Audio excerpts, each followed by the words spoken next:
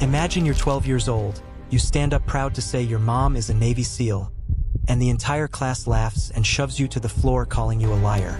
Then the front doors explode open and the baddest woman in the United States military walks in, ready to remind everyone what real warriors look like. This is the day a middle school messed with the wrong little girl, and her mom made them regret it for the rest of their lives. If you love your mom and dad and believe our troops deserve respect, smash that subscribe button right now, and let's get this story to every corner of America. So before we dive in, please support my channel by hitting subscription button and do comment which part of country you are watching this video. The hallway of Jefferson Middle School smelled like floor wax and cafeteria tater tots when 12-year-old Mia Harper walked in with her permission slip clutched in her fist. It was career day, and every 7th grader had to stand up and say what their parents did for a living. Most kids mumbled, "My dad's an accountant," or "My mom works at Walmart." Mia waited her turn, shoulders back, chin high, the way her mother had taught her.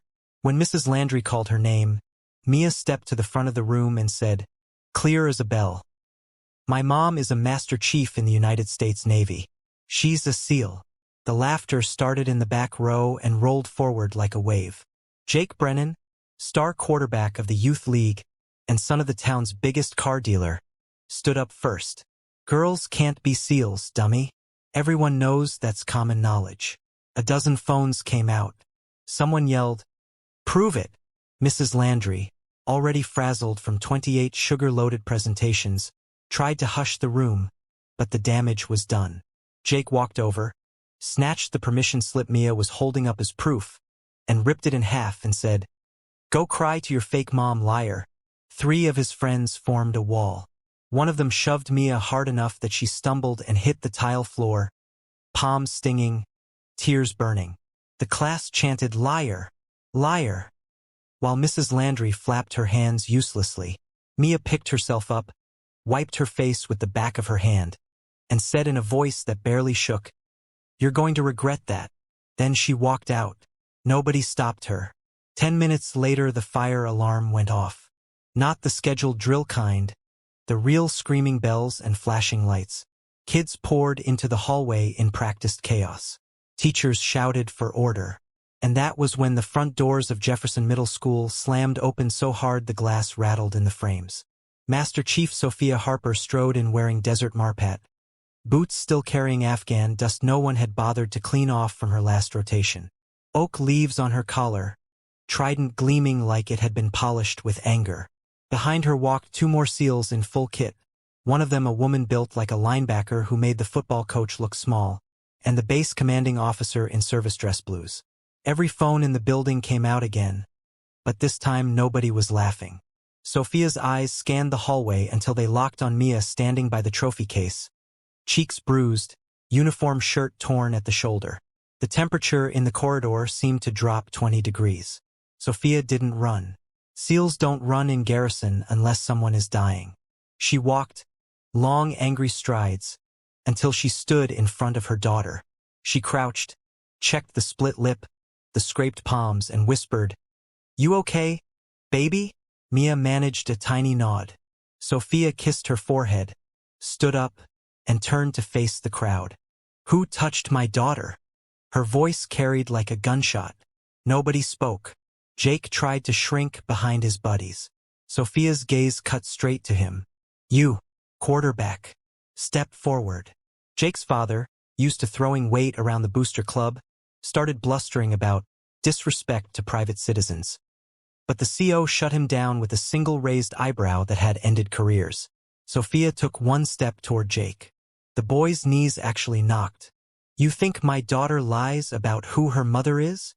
She reached into her cargo pocket and pulled out a folded American flag in a triangular case, the same one that had draped the casket of her best friend 2 years earlier.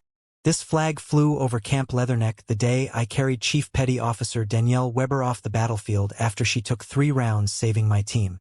My daughter has never lied about anything in her life. You, on the other hand, just assaulted a military dependent on federal property." The school sat on land leased from the Navy base 5 miles away. Technically, she wasn't wrong. Jake's face went the color of old oatmeal. His father tried again. "Now see here. Sofia turned the stare on him and he shut up mid-sentence. Then the second twist came. The other female SEAL, Senior Chief Vanessa V. Ortiz, stepped forward holding a tablet. She turned it so the entire hallway could see the screen. Live feed. From the USS Abraham Lincoln, currently steaming in the South China Sea. On the deck stood a woman in flight suit, helmet under her arm, red hair pulled back in a tight bun. Captain Emily Harper, Mia's aunt, Sofia's little sister, commander of an F-35C squadron, and the first woman to land the new jet on a carrier at night in a storm. She looked straight into the camera and said, "Hey, Mia Bug, heard some kid called your mom a liar. Tell him your Aunt Em says he can come fly with me any day, he thinks he's tough enough." The feed switched to gun camera footage of her blowing a surface target out of the water 2 nights ago. The hallway was dead silent. Sofia looked back at Principal Hayes, who had just arrived, tie askew, coffee breath preceding him. "I want the students who put hands on my daughter suspended. I want a public apology in front of the entire school. And I want it today." Principal Hayes opened his mouth, looked at the 3 SEALs and the base CO, and closed it again and nodded like a bobblehead. But Mia wasn't done. She stepped forward, voice small but steady. "Mom, can they come to the gym instead? I want everyone to hear it the right way." Sofia's eyebrow arched. She recognized the tone. That was the same voice Mia used at age 6 to negotiate an extra cookie. She nodded once. 20 minutes later, the entire 7th and 8th grades were crammed into the gym, whispering, phones still recording. Jake and his 3 friends stood on the court looking like they wanted the floor to swallow them. The SEAL team had set up a projector. Sofia stood in the center of the floor, Mia beside her. Sofia didn't yell. She simply started talking. 16 years ago, I stood on a beach in Coronado with 98 men and 2 other women. By the end of BUD/S, there were 19 of us left. I was one of them. I have jumped out of airplanes at 30,000 feet with 80 pounds of gear on my back. I have swam 9 miles in 50-degree water with my hands tied behind me. I have spent Christmas Eve in a cave in Cunard province watching my best friend bleed out while I held pressure on an artery and called in the same hand held my satellite phone so my 6-year-old could tell me about the bicycle Santa brought her.